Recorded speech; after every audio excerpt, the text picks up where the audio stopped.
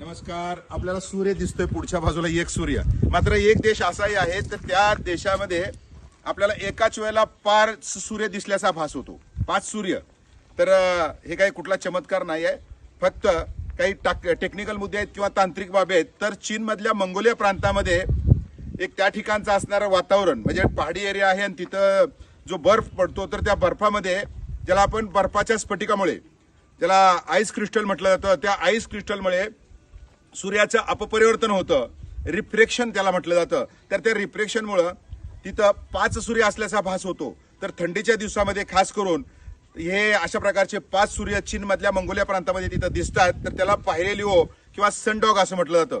तर खऱ्या अर्थानं जगामध्ये जग आखात आहे. तर अशा असणाऱ्या या जगामध्ये सूर्य एकच असतो, मात्र तिथं असणाऱ्या सूर्याच्या किंवा या असणाऱ्या वातावरणामुळे स्फटिकामुळे तिथं आपल्याला म्हणजे 5 सूर्य असल्याचा भास होतो. खऱ्या अर्थानं पहा तुम्ही, सूर्य कधी पण एकच असतो. मात्र ही वेगळी जी काही कथा असेल तर ती वेगळी भौगोलिक कथा या ठिकाणी सांगितली. हा व्हिडिओ आपल्याला कसा वाटला निश्चित सांगा. पाहत राहा गाळीव इतिहास.